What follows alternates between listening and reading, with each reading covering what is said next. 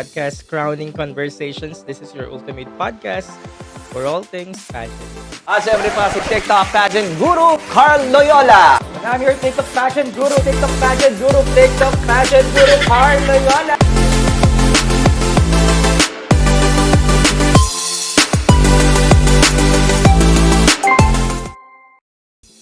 Ano ba balita mga ate? Ang pag-uusapan natin ngayon ang ating mga prelim topics. Okay, parami lang tayo ng viewers. Eminem's belated happy birthday. Belated happy birthday, Bev. Sana masaya ka kahapon, ngayon. Sabi ni First, that means that may bias gonna win-win. So, sino sa dalawa? Yung bias mo o si win-win?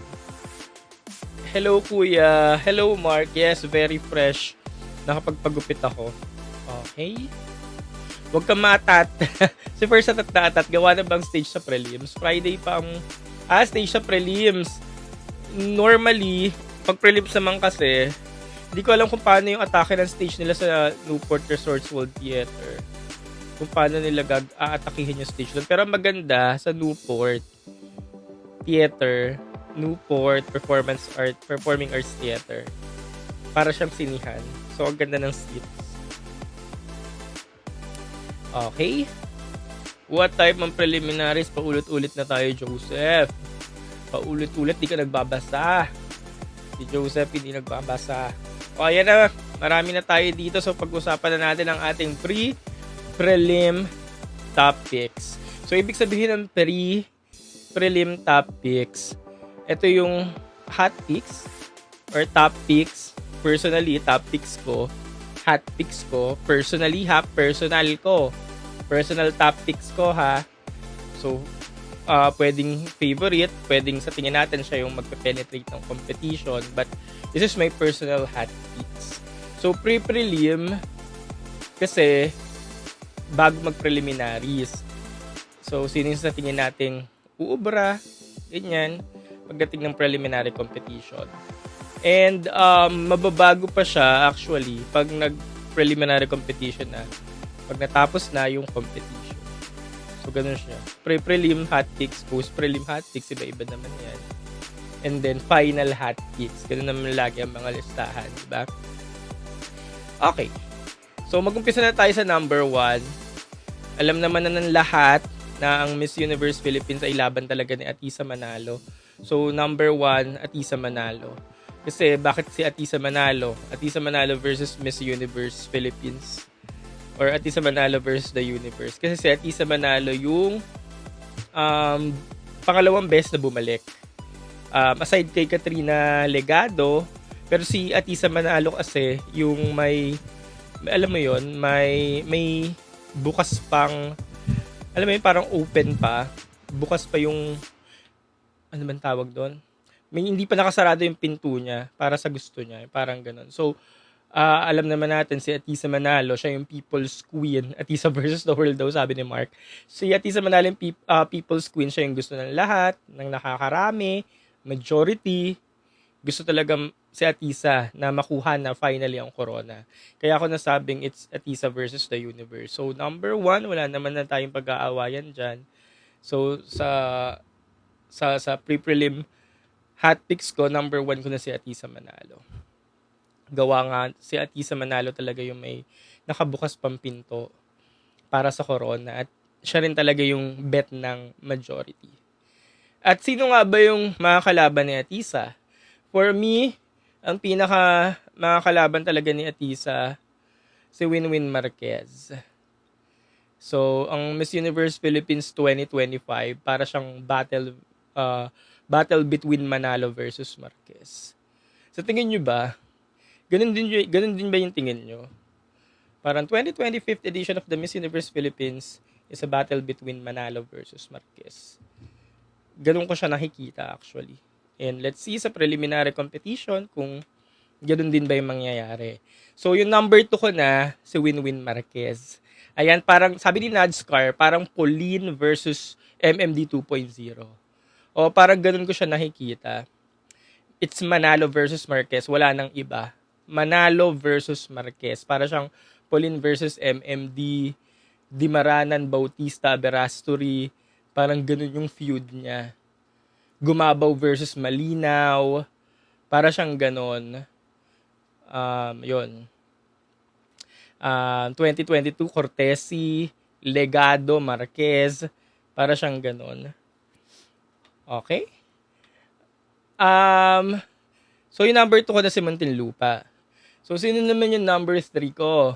Yung number 3 ko, it's Eloisa Howard. Si Eloisa Howard pa rin hanggang ngayon ang nakakatakot na newbie. Kasi hindi nila pwedeng, or hindi natin pwedeng itsapurahin si Eloisa, 'di ba?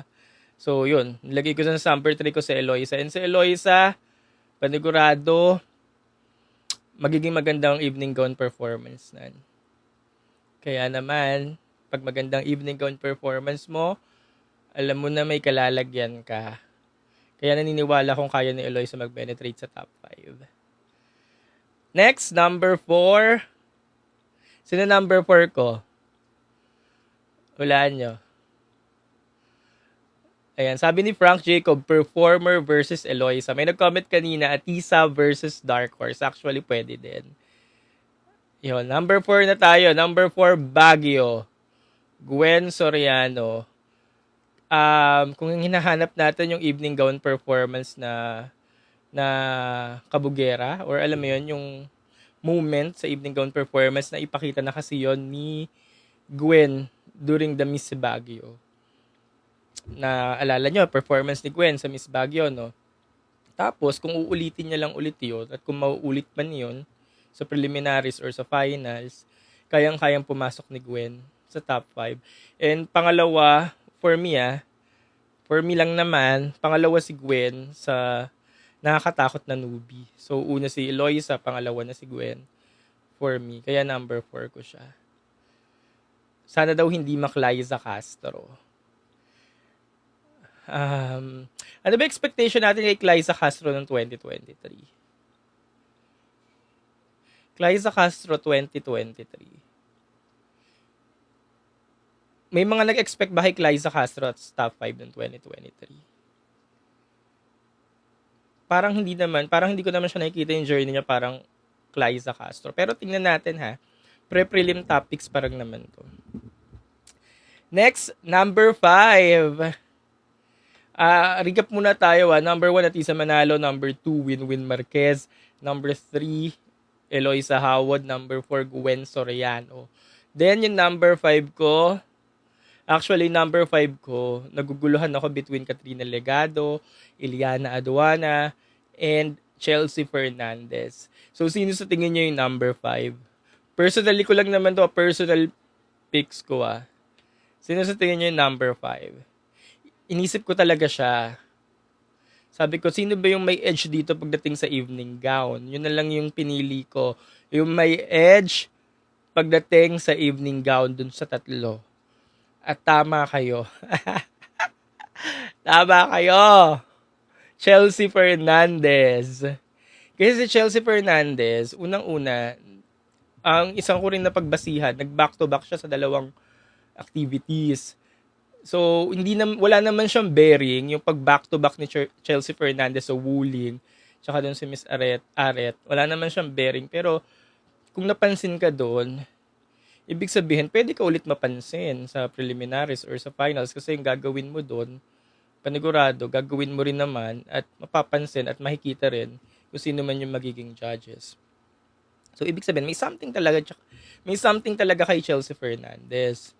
And then, si Chelsea Fernandez, nakita nyo naman na kasi, nung ginawa nyo ng Binibining Pilipinas, nung Miss Globe, alam nyo yung kayang gawin ni Chelsea Fernandez. Tapos, edi yun, doon na lang ako nagbase. So, pinaglaban-laban ko na lang sila sa isip ko. Yung kayang gawin ni Chelsea Fernandez, kayang gawin ni Iliana Aduana, kayang gawin ni Katrina Legado. So, paglaban-labanan nyo yung tatlo. Evening gown. So, sino? Diba parang si Chelsea Fernandez. Kaya si Chelsea Fernandez yung nilagay ko na sa top 5. Preliminary top picks lang naman to. Tsaka aking listahan lang naman to, okay? O baka naman may mga mag-emote dyan. Listahan ko lang naman to, ah. Tsaka ibig sabihin ng bago. Okay? Pagkatapos sa preliminary, magbabago ulit ng listahan based sa kung ano pinakita nila. Okay? So again, number 1, recap tayo. May preliminary hot picks at Isa Manalo, number 1. Number 2, Winwin Marquez. Number 3, Eloisa Howard. Number 4, Gwen Soriano. And number 5, Chelsea Fernandez. Okay? Tapos, 6 to 10 na tayo. So, ang pinakamahalagang spot, again, may isa akong content eh. Ang pinakamahalagang spot, 6 to 10. Or pinaka-importante, pinakamaganda, 6 to 10 spot kasi yung 6 to 10 spot, walang expectations. Walang ina-expect sa'yo, basta mag-perform ka lang. Pag nag-perform ka ng maganda, papalitan mo yung nasa 1 to 5. Yun yung maganda, yung mga nasa 6 to 10 ng listahan, like Bea Luigi Gomez, Chelsea Manalo, Rabia Mateo. Sila yung mga nasa 6 to 10 ng listahan kung natatandaan nyo. Hindi yan nagwa 1 to 5. So, nag-perform lang sila talaga. So, pinalitan nila yung mga olats dun sa 1 to 5. Kaya sobrang importanteng role ang 6 to 5. So, sino nga ba nasa 6 to 5 na listahan? Sino pang number 6 nyo? Sino number 6 nyo? Iliana daw si Mark, Kat naman si Jaja, si Tala naman Benguet. Okay, number 6 ko, si Iliana. So, nilagay ko na lang muna si Iliana sa number 6. Abang ka na lang muna dyan. Iliana, kasi panigurado, may papakita naman yan si Iliana. Bubulaga naman yan eh. So, pag nakita natin yung dapat natin makita kay Iliana, panigurado mga elbow yan ng spot sa kung sino man sa top of 5. Okay. So, dyan ka muna, Iliana. Number 7 ko, Katrina Legado. Nilagay ko na rin muna dun si Katrina sa 7. Kasi, yun din. Same reason with Iliana. Dyan ka na lang muna. Maganda naman ang spot ng 6 to 10 kasi basta maipakita mo lang, dapat maipakita, mag-perform ka lang talaga. Makaya mo mang elbow ng spot sa 1 to 5. So, yun. Waiting list muna si Katrina Legado. Tsaka si Iliana. 6 to 7. Now, ito na yung pinaka-crucial na role na number 8, 9, and 10. Kasi 3 na lang kayo sa top 10 eh. 8, 9, and 10. Ito yung pinaka-crucial. Sinong 8, 9, 10? Sinong 8, 9, 10? Cebu. Sige na. Number 8 na tayo. Cebu City. Gabriela Carvalho. Nilagay ko siya sa 8. As usual, nakaabang din. Abang ka na lang muna dyan kasi alam mo may kayang ipakita pa si Gabi. At naipakita ni Gabi yon. Na-prove ni Gabi na may kaya niya pang ipakita kasi napapansin si Gabi sa competition. Nasa radar siya. Pinag-uusapan siya pero hindi maiakyat. Pero alam mo may kaya yung ipakita si Gabi. Kaya inilagay ko na sa number 8. So, abangan natin kung ano talaga yung kaya ipakita ni Gabi sa preliminary. Kayo ba? Ako, nag-aabang talaga ako. May ipapakita talaga to eh. Kasi nakita naman natin yung ebidensya. Number 9 ko na, 2 na lang kasi di ba top 10 tayo. 2 na lang, ang dami pang naiiwan sa listahan, no? 2 na lang, sino yung 2 natitira? Sino ba? 2 na lang, number 9, nilagay ko na lang muna din sa waiting list ko si Iligan. Same comment with Gabi. Kasi si Iligan, alam nyong may kaya pang ipakita basta mag-perform lang talaga to sa evening gown. Evening gown talaga yung make it or break it ni Iligan. Mapasama lang yan sa top 10. Actually, bago ka makasama sa top 10, kailangan mais yung swimsuit, di ba? Excuse me. Makasama lang yan sa top 10. Makapag evening gown performance or magandang evening gown performance, kaya niya mag top 5. Kaya nilagay ko na sa number 9 si Iligan. Kayo ba? Agree ba kayo? And then number 10, isa na lang. Ang dahil pang naiwan, no? So masyado talaga madugo yung laban. Sa May 2, masyadong madugo ang bakbakan kasi tingnan mo, daming naiwan. Tingnan mo, number 10 na ako pero wala pa si Benguet, wala pa si Bohol, wala pa si Isabela, wala pa si Tarlac, wala pa si Mindoro Oriental, wala pa si Malay Aklan, wala pa si Davao, wala pa si Ifugao. Teka lang, edit ko lang yung listahan ko. Ifugao, wala pa. Diba? Sobrang dugo ng laban. Isa na lang ang natitira, ang dami pang hindi natatawag. So, sino sa tingin nyo ang nag-iisa? Isa na lang yung sa spot ko, pero hindi pa natatawag si Benguet, si Bohol, si Isabela, si Tarlac, Mindoro Oriental, Malay Aklan, Davao, and Ifugao. Thailand. Indonesia, Thailand. Sige, comment nyo, sino na lang. Actually, litong-lito ako eh. Ang pinagpilian ko talaga si Benguet tsaka si Bohol. Benguet, Bohol, tsaka si Pasay. Kung kayo yung papipiliin, sino sa tatlo, yun na lang yung pinagpilian ko. Benguet, Bohol, Pasay. Kung kayo yung papipiliin, top 10. Ang natitira na lang spot, isa. Pinagpilian ko na lang Pasay, Bohol, Benguet. Sino yung sa tingin yung kayang pumasok sa top 10 dun sa tatlo? Ang pagbabasehan nyo, swimsuit competition. Kasi para pumasok ka sa top 10, kailangan mong i-ace yung swimsuit competition. So, ang choices natin, Pasay, Benguet, and Bohol. Actually, ang hirap. Nahirapan talaga ako. Nahirapan talaga ako. Pero ang pinili ko, si Pasay. Number 10, Pasay. Kasi, towering yung height ni Pasay. Sobrang noticeable siya. Especially pa nag-swimsuit competition na. Sobrang noticeable niya. Kaya dun sa tatlo, yung nabanggit nga nating mga delegates, mas pinili ko si Pasay. Tsaka evident yon nung nag-Aqua Boracay, di ba? Isa siya sa mga napili ng judges as Aqua Angel. So, ibig sabihin, maganda talaga yung performance niya during the swimsuit competition. So, kung uulitin niya lang din yun, malamang, papasok talaga siya sa top 10 kung swimsuit yung basehan. So, 10 lang naman ang kailangan natin. Pero ang number 11 ko si Benguet, si Maiko. Nakasabit siya doon. Ngayon ang kailangan ni Maiko talaga i-ace yung swimsuit competition. Papasok yan sa semi si Maiko.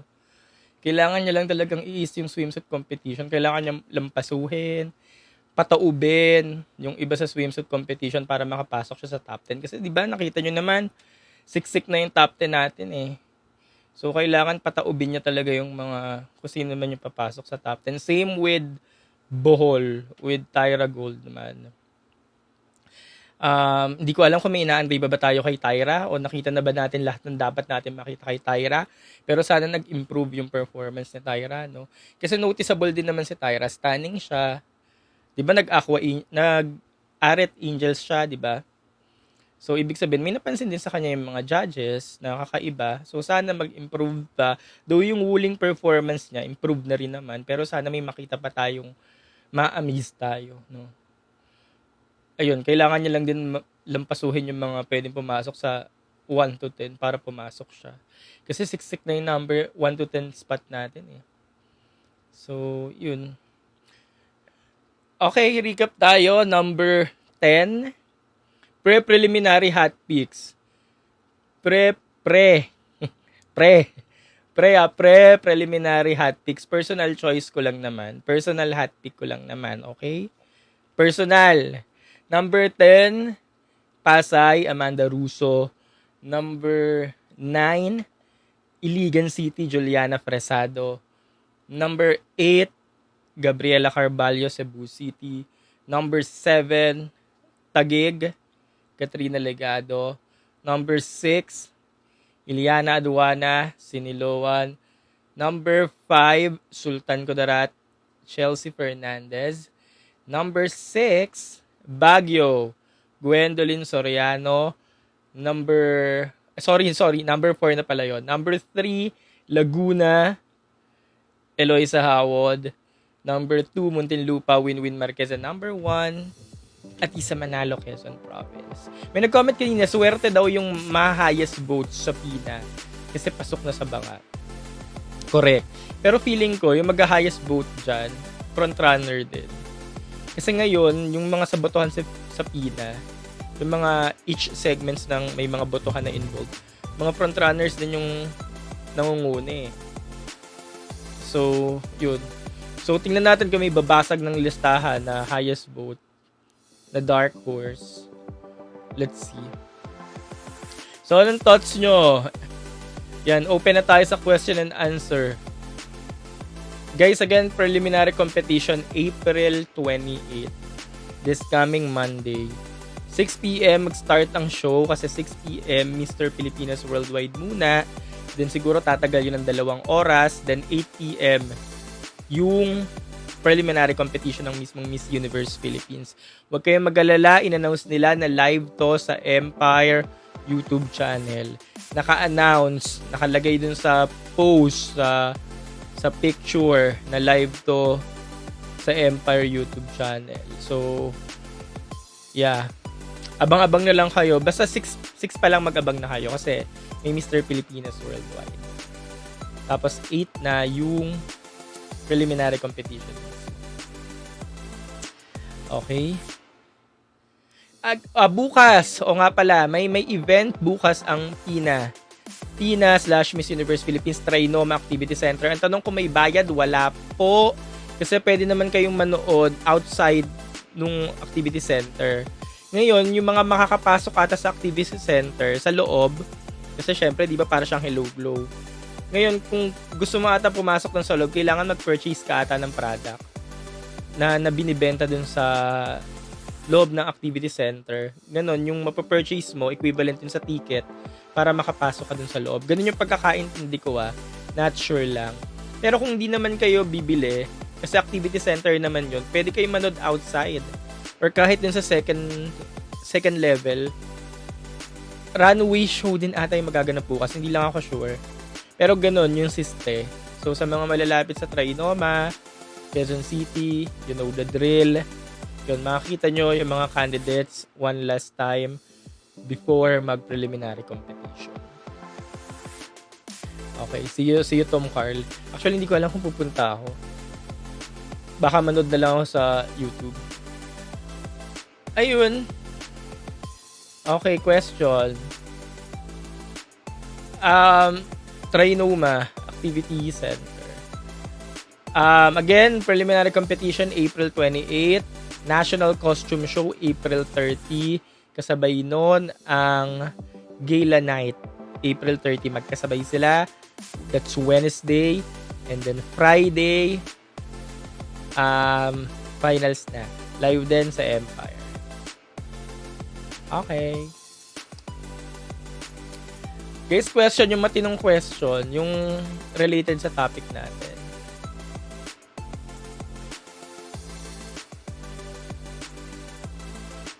Ay, nabanggit ko na po yung early top 5 ko. Actually, binanggit ko na buong top 10 preliminary hot picks.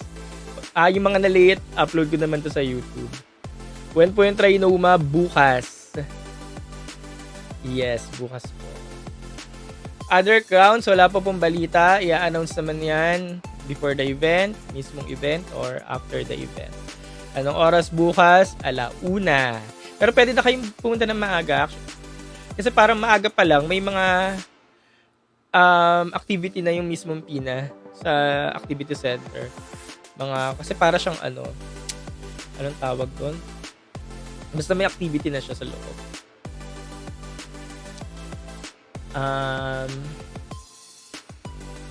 Magkita-kita tayo. Preliminary. Sa finals, nandun din po ako. Alright, so wala na atang tanong. Yun lang guys. Again, YouTube ko, Carl Loyola. Nag-upload po ako dun ng mga episodes, especially now na ito na tayo, papalapit na tayo sa finals. Kaya yung mga commentary natin, pandalas na din. And susunod natin, syempre, after preliminary competition, kung ano man mangyayari sa preliminary competition, maging handa tayo mga pageant fans kung sinong sa tingin natin bubulaga uusad at mamamayagpag. Okay, at itigil ang bashing ha kung sa tingin nyo na hindi umusad yung mga manok nyo or sa tingin nyo hindi napapansin yung mga manok nyo, huwag nyong ibababa or idadown yung ibang candidates. Kailangan sports lang tayo dito. Okay. Me next content naman ay who's VVV. Sige, tingnan natin kung sino yung VVV, Alexi Brooks, or Stacey